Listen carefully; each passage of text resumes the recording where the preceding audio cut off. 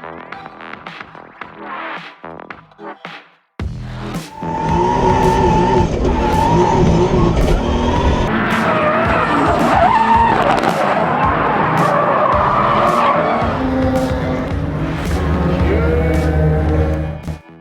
it going, everyone? Welcome back to another video of me trying to entertain myself in lockdown. So first thing I'm going to get onto is changing out my diff. Two reasons. One, I want to try a different ratio. Two, Dan actually wants his diff back.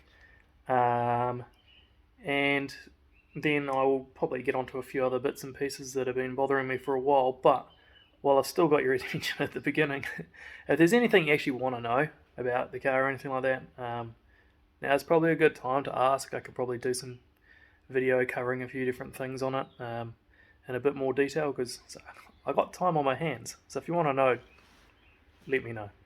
I'll get on to the diff and then we'll see what else we can get done. So yeah, mission today is put that 4.1 diff in. It's currently got a 4.55 in it. The whole reason behind that was when I had an R154, I was trying to make life easier on it so that I could, on B-track, I could run 4th gear instead of 3rd. Just generally spin the wheels a bit easier, taking a bit of grip out, making the box last longer, and it did work. I got full season basically out of a second-hand unknown condition box. All that happened to it in the end, I think, was a shift bolt or something backed out, but that's all repaired now, and that one's actually in Dan's car because he bought that and I borrowed it for a season. God, brave man.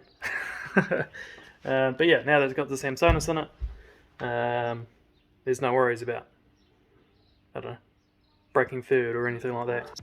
Right, so first thing I'll probably start with is, not that I have to, but it will make my life easier if I pull that exhaust out of the way.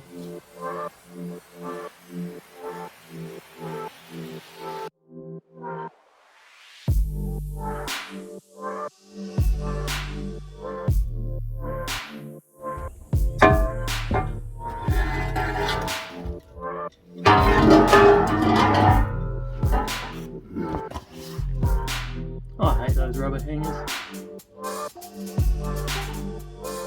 Well, that's the diff bolts, and let's check her out.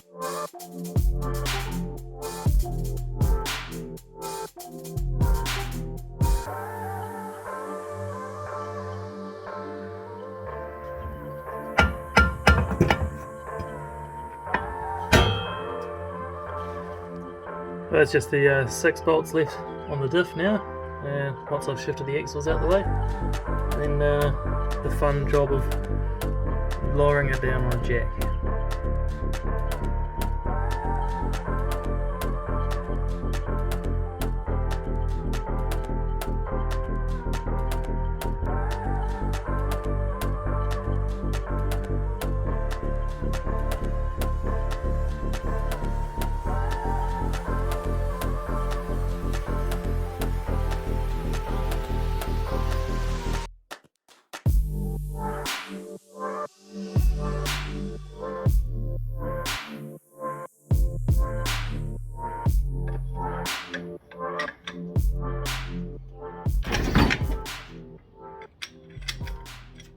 Well, that is it, the diff is in. My list of things to do before I can drive this again is now getting much smaller. Technically it's already ready to go. I just have things I want to do. Well, I guess one other thing I could get done is my tail lights. There's a few dead LEDs in there. I actually fixed this last lockdown as well because I had the time. So this is obviously just a loose connection, and it's pretty easy to fix, and that section's pretty easy to pull apart because it just clips together. This one here, it's probably the same thing, but it requires me to actually split the tail light for like the 5th time. You see dirty ass cracks all through them. I managed to do a good job of making these look good in like photos, but honestly up close it's a bit of a rubbish job. That's the 2 parts out now that need repair. Bottom 4 LEDs there, and 4 LEDs in, well, there somewhere. I can refer to my video when I want to go find it, but I'm sure I'll probably see something when I split it. I'll split this one apart first and have a look at it, because it should be a pretty easy fix. I'd say it'll just be a bit of broken solder or something like that, because it's actually a really nice day outside, and I will save splitting the other tail light until night time when I'm really bored and looking for something to do.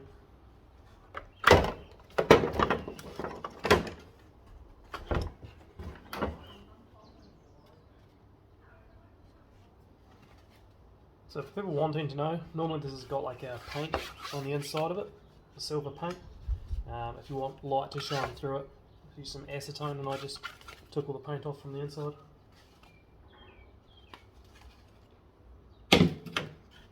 Here's my quality LED work. It looks like I might have found it straight away. There's that's what I thought, broken solder connection, so resolder that and we should be good. Now that you've also seen the quality of my LED job, you'll understand why when anyone asks me to make them a set of LED tails, I say no. Not only will it take ages, I've done a pretty average job and I can't be bothered with any warranty issues. I'll fix my own stuff, I'm not interested in fixing anyone else's.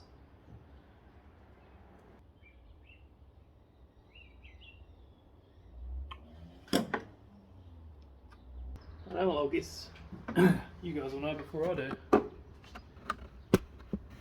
if it's fixed or not.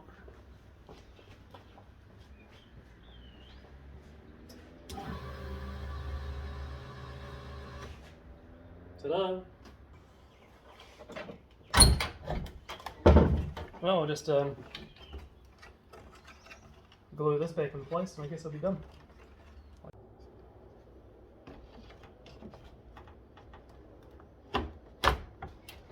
Hopefully it still works when it's all put back together.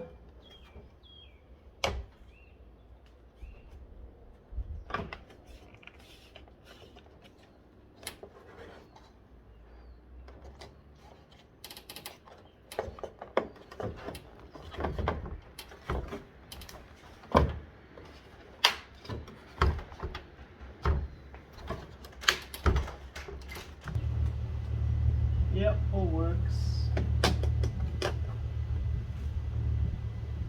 Side looks a little low, but it might have always been a little low. So that rough enough guff. Make sure my 7M still works. Brilliant. Well, I guess that's just a one tail light to go. Well, that's the missus driving off, so while she's out, I'll quickly chuck the tail lights in the oven so she doesn't ask me what's going on. So I got the oven to about 100. Just got a couple of towels underneath so I don't melt the lenses on the rack. I shouldn't have to have it in for too long because I'm only melting some windscreen sealant that I've put on myself, not the factory stuff. With the factory stuff, when I first did the tail lights, I did not leave it in the oven long enough. Like, it really appreciates the heat, eh?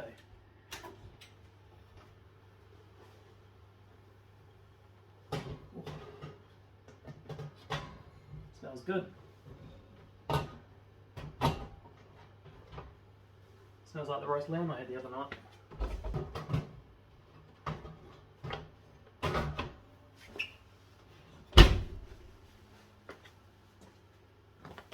Towels won't catch on fire. It'll be fine, there's no element directly under it. It's been about 10 minutes, I'll see if I can start to pry it apart.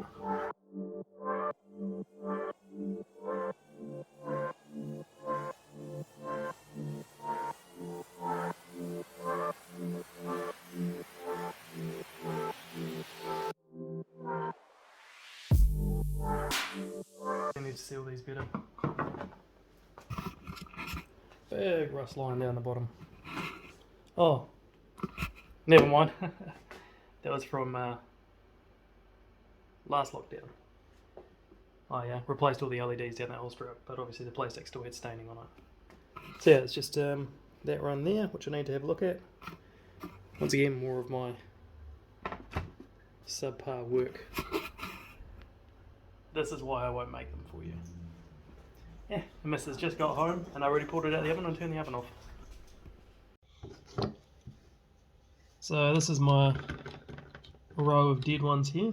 I'll just peel this away and have a look. I'm sure it'll be a simple fix, same as the last one. Resolder one connection, and we should be good to seal it back together. So I'll just be water getting in the bottom of the tail light again, because that is one rusted out disgusting LED. So I'll put a new one in. Maybe, I know these two definitely work. I think it was just that one connection that was broken, so I'll put a new one in and we'll see how we go.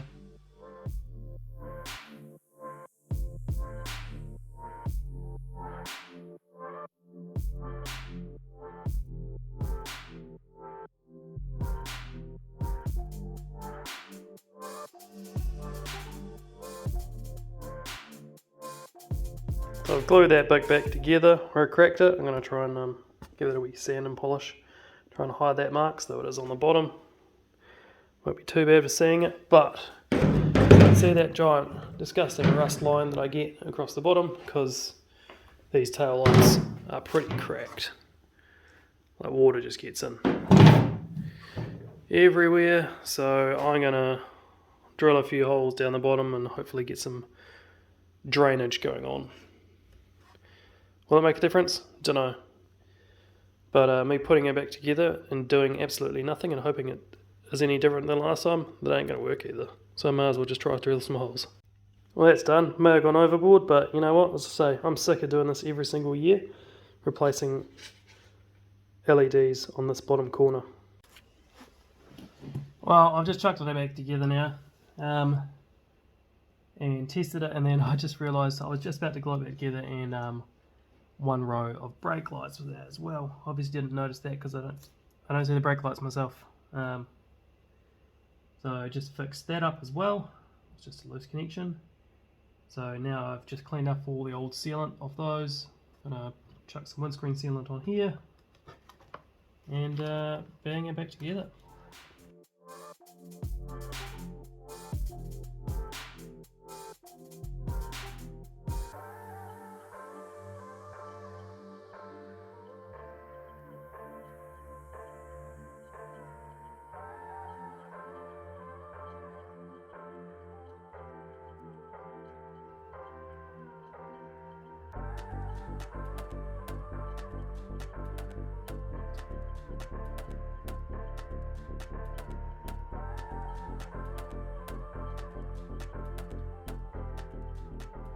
Well, as you can see, they pretty much work. The reverse light is a bit average. Kind of knew that. Kind of don't care, because since I swapped to the same Sonus anyway, I don't have reverse lights. And even when I do, I hardly ever use reverse, so I don't really care. If one or two of them is a bit dead, I'd have to pull a whole pile of it apart to actually get to it, and I couldn't be asked. But the main thing is the one around the outside is the main one I care about, because it's actually on all the time. And then brake lights and indicators work. Not that I use those either, but they work.